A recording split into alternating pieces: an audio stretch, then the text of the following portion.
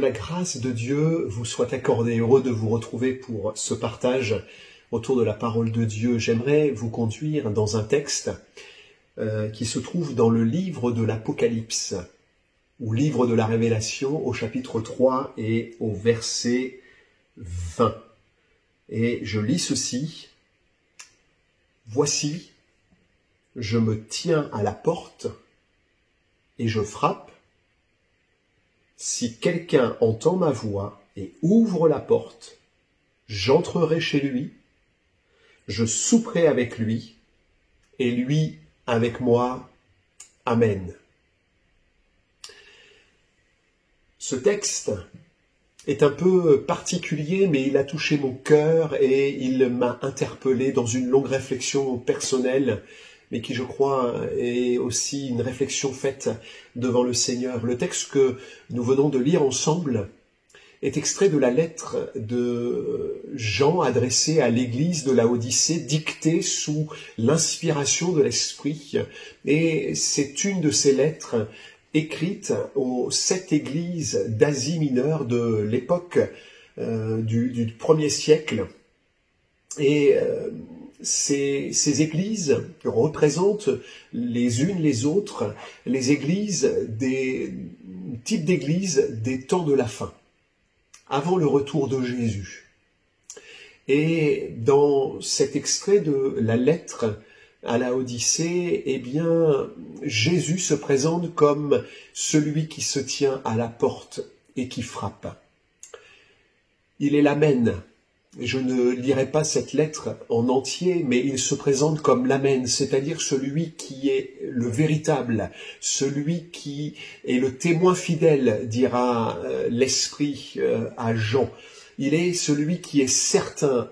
Sa venue est certaine, il est le véritable.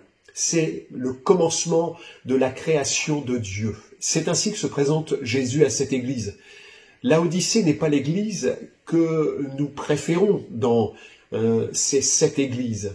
C'est peut-être même celle à qui Jésus fait le plus de reproches. Et je ne voudrais pas avoir un caractère négatif dans ce partage spirituel, mais j'aimerais que nous puissions nous interroger les uns et les autres, à savoir, Jésus se tenant à la porte frappe, et j'aimerais dans ce temps que nous puissions réfléchir les uns les autres, et moi-même en même temps que vous, lorsque j'ai préparé ce message, comment je vis ces temps aujourd'hui. Jésus reproche, en faisant un petit résumé du contexte, Jésus reproche à cette église son sentiment d'assurance, son sentiment de suffisance. Il est dit, parce que tu dis, je suis riche, je me suis enrichi, je n'ai besoin de rien. Elle marque ici un caractère de suffisance, de cumul, d'avoir assez de connaissances, assez de réserve, assez de sagesse peut-être, assez d'intelligence, peut-être de connaissances. Et Jésus va lui dire, cependant, tu es pleine d'insouciance, église de Laodicée, parce que tu ne sais pas que tu es malheureux. Et il s'adresse à l'ange de l'église. Parce que tu ne sais pas que tu es malheureux, misérable, pauvre, aveugle et nu, eh bien, je te reproche de vivre ainsi, je te reproche ta légèreté. Et parce que tu es ainsi, Église, serviteur, chrétien de cette Église, eh bien, tu risques quelque chose. Tu risques, parce que tu es tiède, que tu n'es ni froid ni bouillant, eh bien je te vomirai de ma bouche. Qu'est-ce que cela veut dire? Cette assemblée de Laodicée avait perdu son zèle, avait perdu sa ferveur. Elle vivait sur des acquis, elle vivait sur des compétences. Et les reproches que Jésus lui fait soulignent que si elle demeure dans cette situation, si elle reste ainsi, eh bien, elle va perdre son héritage, elle va perdre sa vocation. Je te vomirai de ma bouche. Il y a une menace de la part de Jésus, c'est qu'il y ait un rejet de cette Église. Et il me semble que Aujourd'hui, il est important que nous revenions sur ces textes, non pas que nous sommes exactement dans cette situation, et ce n'est pas un jugement, ce n'est pas non plus une critique, mais ce n'est pas non plus quelque chose que je prends à la légère et que je regarde comme si ça ne nous concernait pas. Mais je dis, Seigneur, avant que tu nous fasses des reproches, avant que tu me fasses un reproche, eh bien, je voudrais peut-être m'examiner. Jésus a dit dans Matthieu chapitre 10, verset 32, « C'est pourquoi quiconque me confessera devant les hommes, je le confesserai aussi devant mon Père qui est dans les cieux. » Jésus faisait cette déclaration tentant de convaincre chacun de proclamer son nom, proclamer sa parole, son royaume, et ainsi ne pas être rejeté au jour du jugement, au jour de la comparution au tribunal de Christ pour les chrétiens, pour l'Église. Je voudrais vous dire que ce qui est formidable dans ce texte, malgré tout, c'est que le Seigneur ne laisse pas l'Église de Laodicée sans solution. Il ne laisse pas les chrétiens sans conseil, sans information, sans chemin, sans direction, afin que l'Église, afin que les chrétiens se relèvent et retrouvent du zèle. Et j'aime cette parole que Jésus l'amène, dit « Moi je reprends et je châtie tous ceux que j'aime ». Il ouvre une perspective de guérison, une perspective de restauration, une perspective d'encouragement.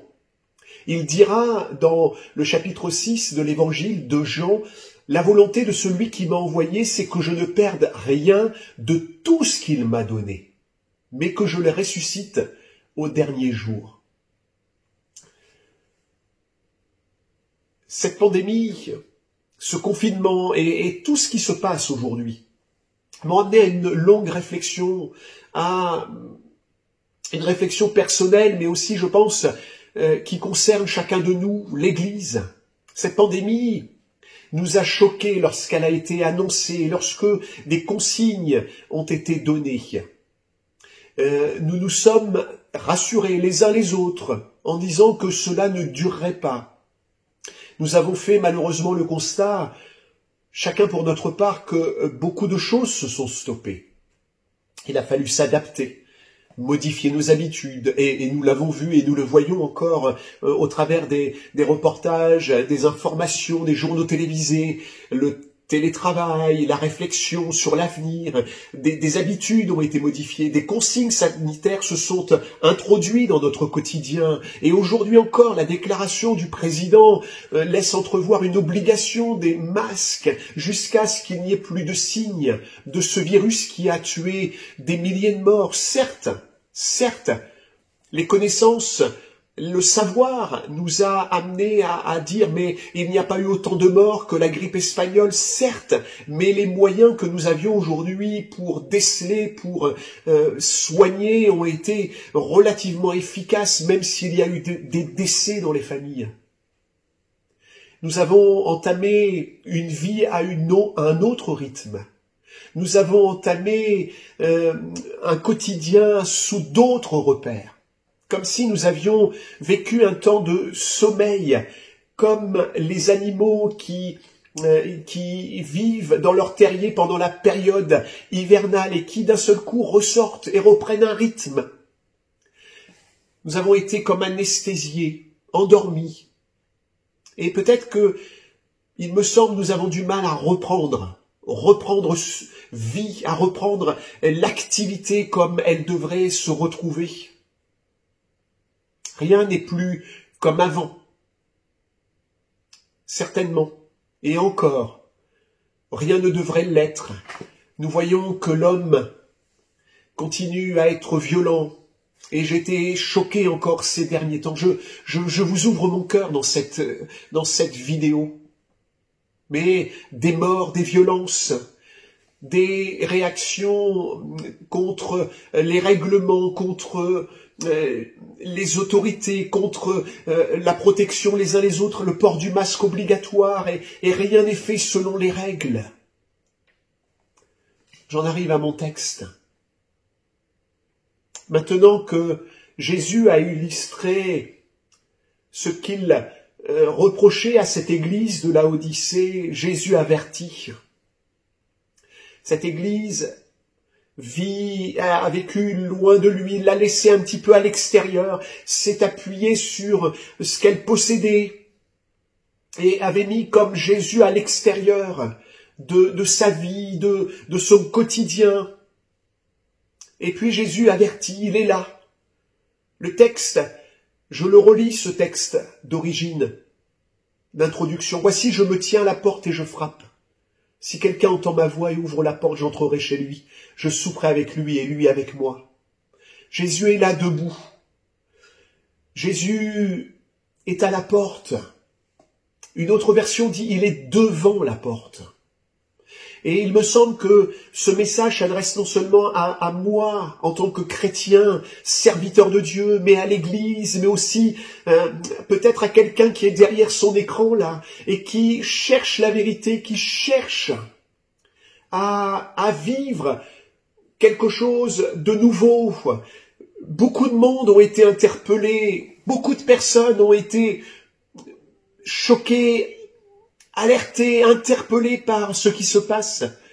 Et je voudrais dire à chacun, Jésus est à la porte. Jésus se tient devant la porte.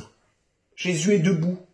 Et lorsque l'on est debout, cela marque une action, cela marque un déplacement. Il est prêt à entrer sur la scène du monde. Il frappe.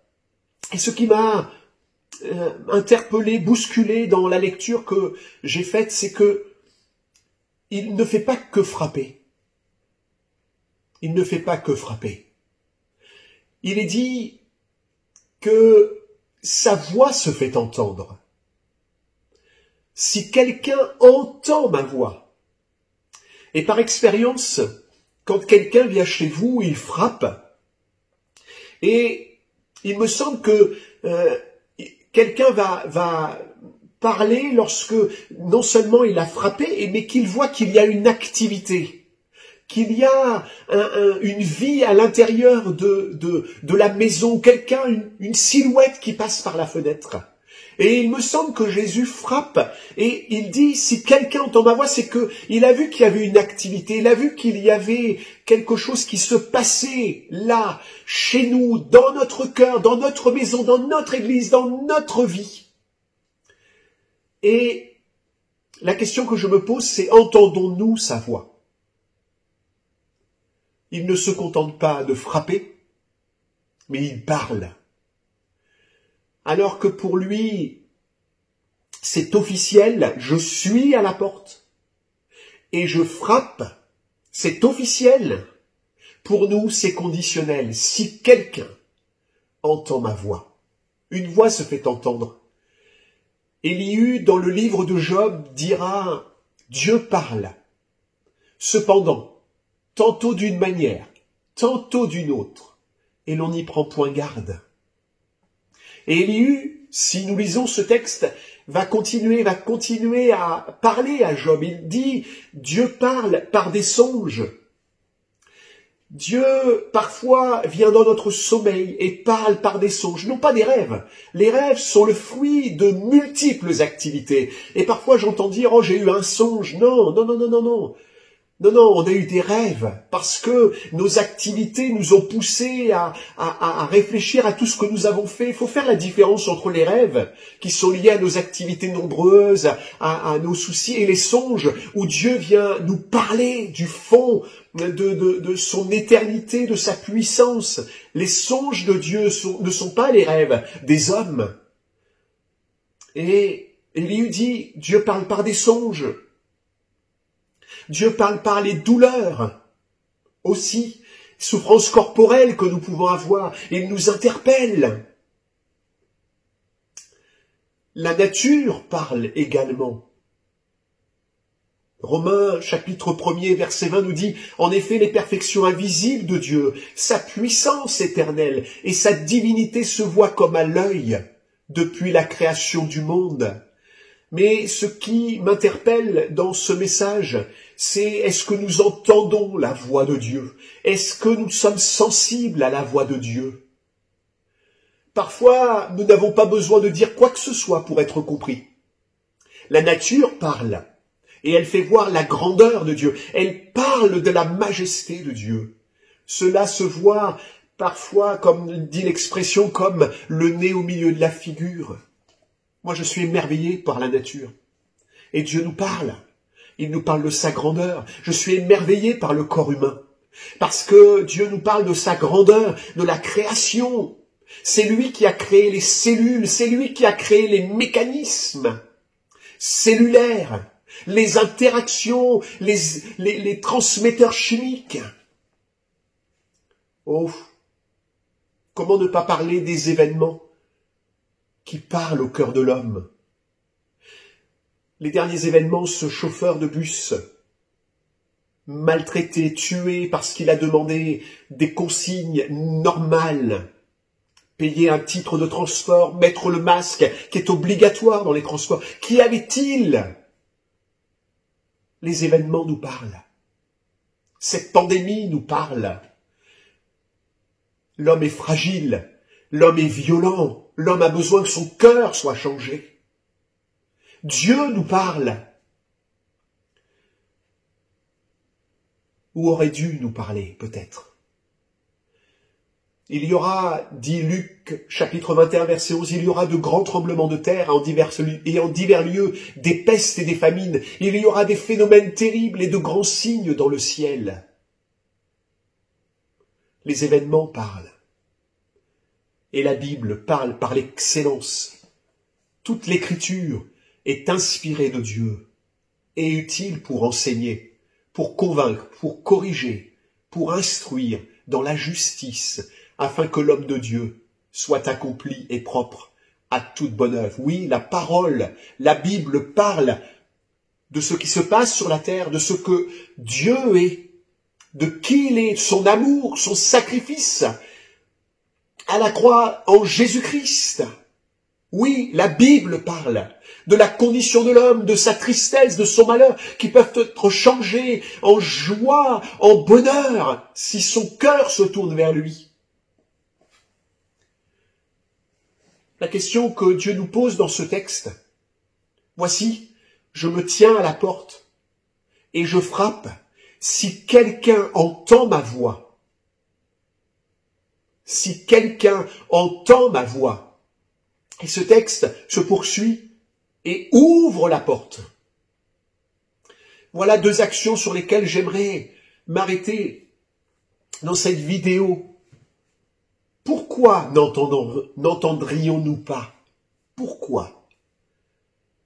Pourtant, c'est une voix forte, c'est une voix puissante, c'est une voix douce, c'est la voix du bon berger. Le psalmiste dira, chantez à celui qui s'avance dans les cieux éternels. Voici, il fait entendre sa voix puissante. Le monde tremble, l'univers est bouleversé. Pourquoi n'entendrions-nous pas? La première des raisons, c'est parce qu'il y a d'autres bruits qui peuvent couvrir la voix de celui qui frappe. Avez-vous remarqué, lorsque nous sommes chez nous, que nous passons l'aspirateur et que quelqu'un vient frapper à la porte ou sonner au portail, eh bien, il est difficile d'entendre qu'une personne est présente parce qu'il y a des bruits qui couvrent le fait de frapper. La Bible dit qu'il y a des cris, des bruits qui couvrent. Et si je reprends un autre exemple, les cris d'angoisse peuvent couvrir des paroles de paix. C'est l'exemple, quand j'étais en activité et qu'un enfant venait se faire soigner, qu'il était blessé, c'était de la bobologie. Mais cet enfant venait avec ses parents, il hurlait, c'était terrible. Et lorsque les parents découvraient, parce que on essayait d'enjoliver les choses, lorsque les parents enlevaient le pansement provisoire qu'ils avaient posé avant de venir dans la pharmacie, eh bien, on découvrait et on voyait qu'une toute petite égratignure. Vous savez comment ça se passe avec les enfants. Et l'enfant, il hurlait, il pleurait. Alors, il fallait parler plus fort que lui. Parce que ces cris d'angoisse couvrez des paroles de paix, des paroles de calme, des paroles d'assurance. Avez-vous remarqué cela? Jésus dit, quand vous entendrez parler de guerre, de bruit de guerre, ne soyez pas troublés, car il faut que ces choses arrivent. Mais ce ne sera pas encore la fin. Il frappe, il fait entendre sa voix, et ces bruits ne doivent pas couvrir sa voix. On ne doit pas se focaliser dessus, mais on doit chercher, entendre, essayer de tendre l'oreille. Ne craignons pas, il faut que ces choses arrivent. Et je voudrais nous encourager les uns les autres, que nos discussions, nos commentaires, nos pronostics ne doivent pas couvrir la voix du bon berger et nous empêcher de le suivre. Il y a d'autres bruits qui nous empêcheraient d'ouvrir la porte. Ces autres bruits, ce sont les fausses informations, les faux messages de faux docteurs, de faux prophètes. Paul dit aux Galates, vous couriez bien. Qui vous a arrêté pour vous empêcher d'obéir à la vérité? Ne soyons pas pris par ces bruits qui nous empêchent d'entendre que Jésus est là et nous précipiter ailleurs, faire d'autres choses, nous tourner vers d'autres choses, vers d'autres vérités. Vers d'autres vérités.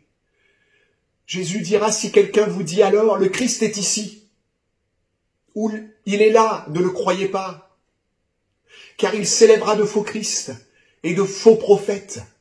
Ils feront de grands prodiges et des miracles, au point de séduire, s'il était possible, même les élus. Mais vous me direz, mais ça parle quand même des temps de la fin, de ce que nous vivons aujourd'hui, oui. Mais parmi les voix de tous ceux qui veulent conduire les âmes, conduire les églises, il faut entendre la voix du bon berger. Il faut être attentif à tout ce qui se dit au travers de la parole. Jetez le regard dans la parole. Jetez le regard sur ce qui est dit dans la Bible. Écoutez. Faites l'excellence du rapprochement comme les Béréens qui regardaient ce qui était dit. Le bon berger a une voix, il frappe. Il n'est pas quelqu'un qui va bouger, casser la porte, non, il frappe. Et il fait entendre sa voix pour dire, ouvrez-moi, laissez-moi entrer, je veux venir souper avec vous. J'y reviendrai là-dessus. Jusqu'à séduire. Pourquoi n'entendrions-nous pas encore la voix de celui qui frappe et de celui qui est là, présent, qui dit, ne te laisse pas séduire, ne te laisse pas prendre par tes richesses, par tes connaissances, par tes acquis. Tu es pauvre, aveugle et nu. Achète de moi de l'or éprouvé, achète de moi une robe blanche, qui est lavée dans le sang de Jésus. Ce sang qui a coulé à la croix et qui nous lave de tout péché. C'est par la foi en Jésus-Christ. Et en ayant nettoyé nos yeux, que nous puissions voir ce qui se passe aujourd'hui. Il est proche, il est à la porte. Et pourquoi n'entendrions-nous pas Jésus qui est là? Parce que nous sommes trop loin pour entendre le bruit, pour entendre sa main frapper dans nos maisons, dans nos familles, dans nos églises, parce que nous sommes trop loin. Avez-vous fait cette expérience comme je l'ai fait? Oh, je suis passé chez toi hier, mais personne n'a répondu. Mais j'étais chez moi hier. Ah, je sais. J'étais là, mais je devais être au jardin, très loin, au fond du jardin. Ça vous est arrivé, ça, hein? Ou alors, parce que il y avait une activité à l'extérieur, il y avait beaucoup de bruit. Mais cette distance, elle peut être matérialisée par nos activités, nos occupations, nos intérêts.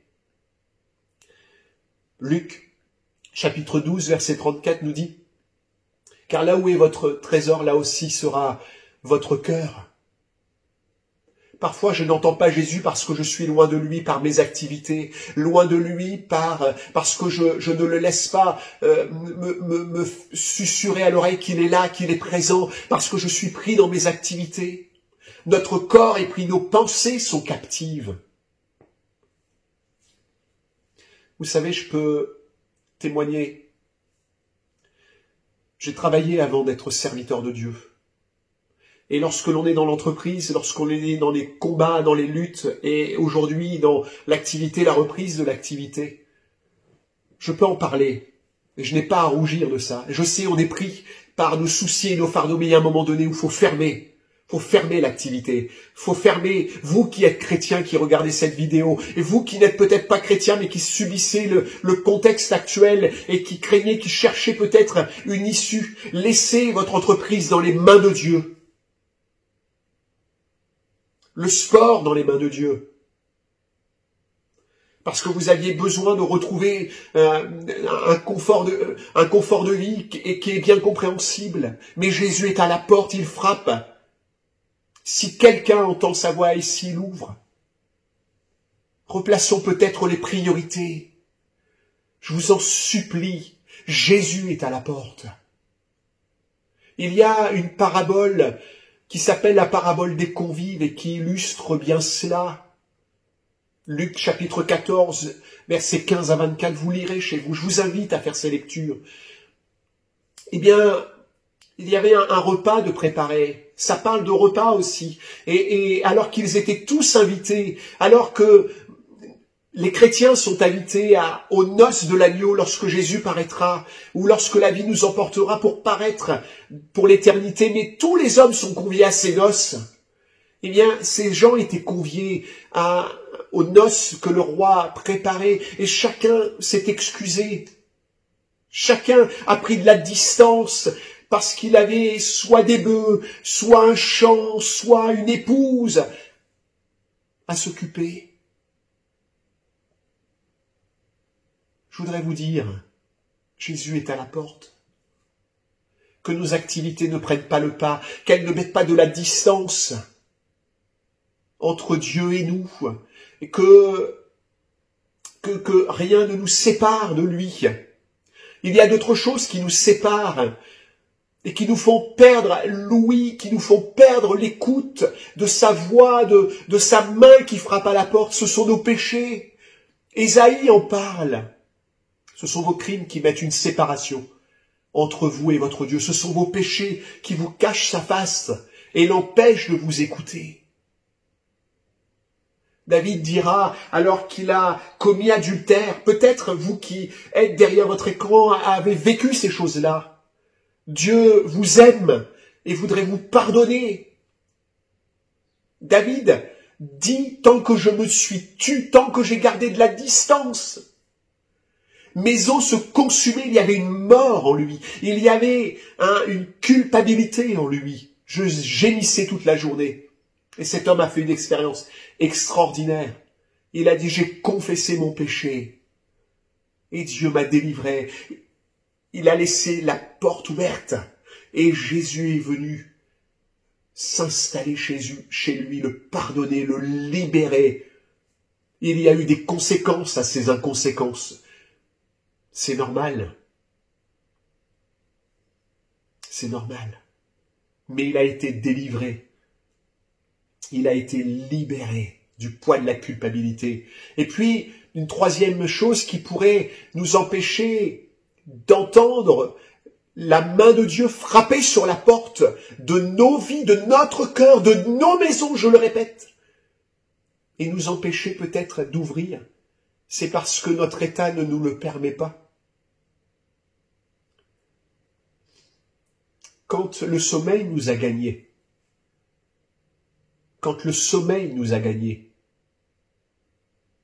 eh bien, il est difficile d'entendre. Parce que nous sommes pour certains dans un sommeil profond, un sommeil qui nous fait ne plus entendre quoi que ce soit.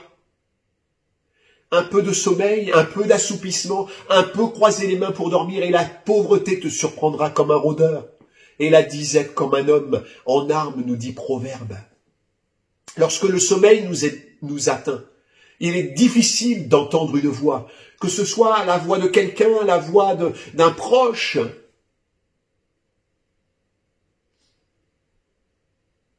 Nous sommes invités à nous réveiller.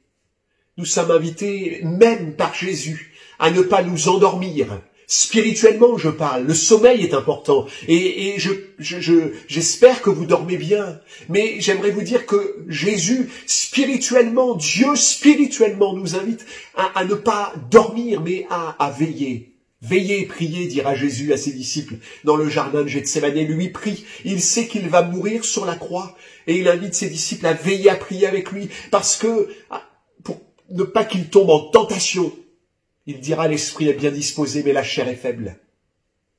Et puis, il y a quelque chose d'autre qui peut nous empêcher d'entendre la voix de Dieu, c'est la surdité. La surdité spirituelle, la surdité qui est là et qui nous fait bien comprendre. Vous savez, il y a une différence entre écouter et entendre. Entendre, c'est percevoir, c'est accepter, et c'est dire, il y a quelque chose qui se passe, et ça devient comme écouter après, comme vraiment comprendre les choses, les assimiler. Et il est dit que, dans un texte de la Bible, le cœur de ce peuple est devenu insensible. Ils ont endurci leurs oreilles, ils ont fermé leurs yeux. Ne soyons pas de ceux qui sont atteints par la surdité. Seigneur, guéris-moi, viens me parler, viens me dire à l'oreille. La religiosité de certains Corinthiens les empêchait de recevoir la grâce que Jésus a accordée dans son sacrifice. Ils sont devenus durs d'entendement, dira Paul, car jusqu'à ce jour, le même voile demeure quand ils font la lecture de l'Ancien Testament, et ils ne se lèvent pas, parce que c'est en Christ qu'il disparaît. Seigneur, fais-moi entendre ta voix. Jésus désire nous encourager et ne pas nous laisser gagner par le relâchement, par le fait de prendre de la distance, par les inquiétudes, le manque de visibilité quant à demain. Nos églises reprennent les cultes. Mais on voit bien que on a pris un pli, on a regardé les vidéos. C'est vrai que c'est difficile de venir avec le masque. C'est vrai qu'il faut retrouver cette activité. Mais Dieu veut nous encourager. Il ne faut pas que cette épidémie occasionne, un relâchement ou toute autre circonstance. Dieu fixe de nouveau un jour. Alléluia. Aujourd'hui, en disant, dans David, si longtemps après, comme il est dit plus haut, aujourd'hui, si vous entendez sa voix, n'endurcissez pas vos cœurs, n'endurcissez pas vos oreilles, mais écoutons, il frappe, il fait entendre sa voix. Alors, ouvrons-lui. Et je voudrais bientôt terminer avec cette réflexion. Je reviens à mon texte d'introduction. Voici, je me tiens à la porte et je frappe. Si quelqu'un entend ma voix, voilà, il frappe, il fait entendre sa voix. Mais il y a une action. Je dois, frères et sœurs, amis, qui regardez cette vidéo, de tout lieu où vous êtes, de toute confession, dans telle situation où vous êtes, c'est bien d'entendre. Mais c'est mieux d'ouvrir encore. Et ouvre la porte. Maintenant que nous avons peut-être entendu, est-ce que nous allons lui laisser l'accès? Seigneur nous a laissé une promesse dans ce texte. Il est là, présent, et son désir est de faire sa demeure chez nous. J'entrerai. Alléluia. Et je souperai. Je crois que Jésus n'est pas venu les mains vides. Je crois que Dieu ne vient pas comme ça, comme un profiteur, mais comme quelqu'un qui vient avec des mets succulents, avec des grâces abondantes, avec un repas tout prêt, avec des bénédictions en abondance. Je souperai avec lui et lui avec moi. Il y a quand même un sens particulier là. Faire sa demeure. Nous sommes appelés à entendre puis à agir.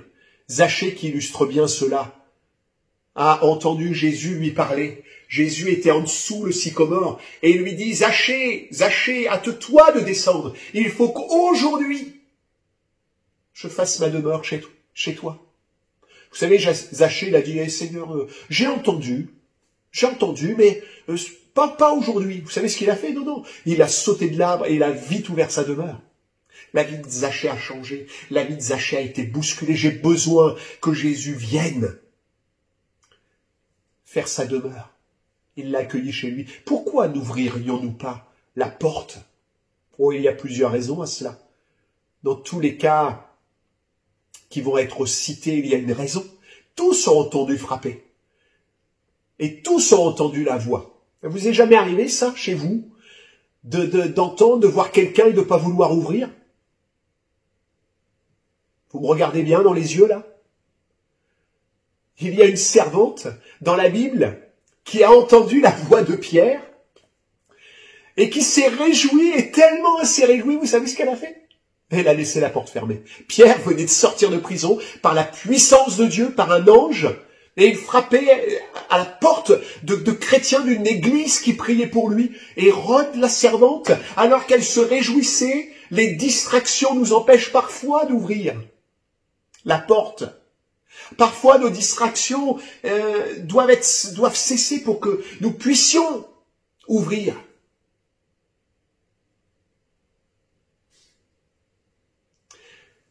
Elle a été ouvrir la porte. Nous nous réjouissons de ce qui se passe et nous oublions parfois l'essentiel. Il fallait ouvrir. Dans Acte 12, vous pourrez lire ça. Il fallait ouvrir. Seigneur, permets-moi de laisser de côté une distraction parce que tu veux que je te laisse entrer dans ma vie, dans mon cœur. T'as un besoin, là, urgent. L'euphorie, la distraction peuvent parfois nous empêcher d'ouvrir. Ne nous trompons pas de discours. J'ai la joie du salut. Mais il y a un temps parfois où il faut savoir s'arrêter et se réjouir dans la présence de Dieu, mais aussi se réjouir de la vie. Dieu nous a donné de tellement de bonnes choses. Il faut être équilibré. Et puis, pourquoi n'ouvririons-nous pas la porte? Par manque d'intérêt et de motivation. Oh, pas maintenant. Seigneur, j'ai bien entendu ta voix, pas maintenant. Non, Seigneur, pas comme cela. Laisse-moi me préparer. Le jeune homme riche avait entendu la voix de Jésus. Vends tout ce que tu as. Donne-le aux pauvres et suis-moi. Mais il n'a pas ouvert. Il est reparti, vous savez comment? Tout triste. Tout triste. Parce que l'argent était sa priorité. Sa propriété, mais sa priorité aussi. J'aimerais vous dire, ouvrons nos cœurs, ouvrons, Jésus est à la porte, laissons-le entrer dans notre maison, avec nos familles, dans notre travail, que ça ne soit pas le manque de motivation, le manque d'intérêt. Les portes de nos églises sont à nouveau ouvertes, venez, ouvrons nos cœurs. Et puis, on ne peut parfois pas ouvrir par manque de disponibilité. Je n'ai pas le temps. Plus tard, je suis occupé. Seigneur, je remets l'entreprise en route. Seigneur, je reprends le travail. C'est difficile, tu sais, on a été confinés pendant 2 mois. On sait pas. Je suis pas disponible, non. Mes activités dans l'église, on va voir ça à la rentrée. Non. Seigneur, je veux ouvrir à nouveau mon cœur. Je veux être disponible. Le message a bien été entendu, mais il est gênant. C'est une excuse, j'ai pas le temps, c'est souvent une excuse. On a bien compris. C'est souvent une excuse, je n'ai pas le temps. Lorsqu'ils entendirent parler de résurrection des morts, nous est-il dit dans Actes, les uns se moquèrent, et les autres dirent, nous t'entendrons là-dessus une autre fois. Les Athéniens en avaient assez entendu. Paul les avait vraiment pris dans leur philosophie, et ça c'était trop pour eux. Ils restaient fermés, la porte restait fermée. Félix aussi sera troublé et dira non, pas maintenant. J'aurais pu rajouter la tradition, nous empêche d'ouvrir la porte. J'ai ce qu'il faut, je connais ça. J'ai déjà ma religion, la tradition ferme la porte à la voix de Dieu. Je le sais déjà, j'ai ma foi. Je vais à l'église, je fais ceci, cela. Et puis, par simple rejet, on peut fermer la porte aussi. Vous savez, quand on voit quelqu'un qui arrive, oh, on sait ce que c'est un représentant, voilà, on est derrière la fenêtre. Oh, c'est du vécu, ça. C'est du vécu. Et par un simple rejet, vous savez, on regarde par le Judas. C'est un jeu de mots, hein. Mais vous savez, ce petit lorgnon, là, on regarde par le Judas. Ça vient de là, hein, le Judas. C'est le symbole de la trahison, n'en veux pas. Je le rejette. C'est un tel, je ne veux pas le voir. On fait tout pour faire taire le monde dans la maison. Chut, chut, chut, chut. Taisez-vous. Taisez-vous. Faut faire comme s'il y avait personne. Mais si Jésus frappe et qu'il fait entendre sa voix, c'est parce qu'il sait qu'il y a du monde. Vous êtes derrière vos écrans. Vous êtes là. Et je voudrais que nous puissions ouvrir nos cœurs. Dieu désire nous voir triompher dans ce texte. C'est ma conclusion. Dieu désire nous voir triompher à titre individuel comme collectif. Vous savez, ce texte parle de l'éternité. Ce texte parle du jour où Jésus va revenir. Mais Jésus est là. Et Jésus veut que nous triomphons maintenant aussi. Tant d'hommes et de femmes se meurent, tant d'hommes et de femmes vont en enfer jour après jour, parce qu'ils n'ont pas donné leur cœur à Jésus. Chrétiens derrière vos écrans, vous qui ne connaissez pas Jésus derrière vos écrans, ouvrez votre cœur. Dieu nous donne de triompher, il veut entrer, il veut souper avec nous, il veut s'installer dans nos demeures, pour que nous soyons dans la paix, dans la joie, dans la délivrance. Il guérit les corps, il délivre les âmes. Et il revient pour un jugement des nations, pour le tribunal de Christ pour l'Église, pour savoir ce que nous aurons fait de lui, de sa parole, de l'Évangile, de ce qu'il est. Il est l'Amen, il est le véritable, il est la vérité. Nos circonstances de vie, les épreuves, les tentations, cette pandémie que nous avons vécue en particulier, nous ont mis un coup de frein. Les programmes des églises, la vie, elle a du mal à reprendre. Nos projets, nos envies, on veut faire la fête, on le voit bien. Mais notre cœur, Dieu veut notre cœur, Dieu veut notre vie, il veut nous sauver. Il y aura d'autres pestes, je vous le dis. Je suis pas un prophète, c'est écrit dans la Bible. Mais je le crois. Il y aura d'autres virus plus forts, il y aura d'autres difficultés plus grandes. Comment réagirons-nous? Le monde est en train de s'écrouler, il va y avoir des difficultés sociales bientôt. Oh, ça frémit. Il y a eu un coup de frein à notre engagement, à notre zèle. Donnons notre cœur. Je ne veux pas être un prophète de malheur, non, c'est la vérité. Notre monde se détruit. Je voudrais vous terminer par une histoire. Au bord du lac de Côme s'élevait autrefois une très belle villa, entourée d'un splendide parc et d'un jardin soigné, un joyau de la province. Un jour, un promeneur, séduit par l'harmonie et la beauté de la propriété, pénétra dans le parc par le portail resté ouvert. Tout était tellement bien entretenu et délicat qu'il ne se lassa pas de tout admirer.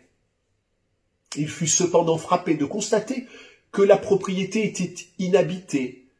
Où pouvaient bien se trouver les propriétaires? Il interrogea le jardinier, cet homme qui entretenait les lieux.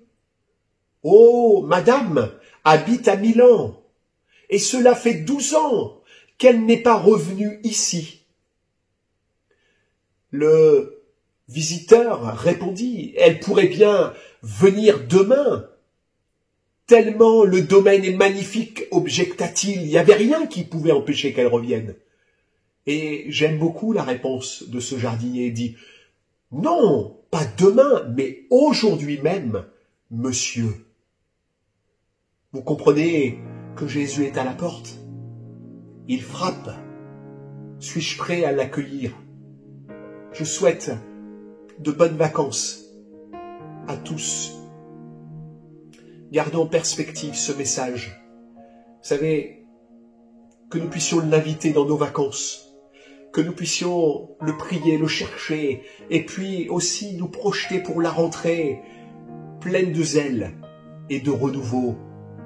Je vous bénis de la part de Dieu. Amen.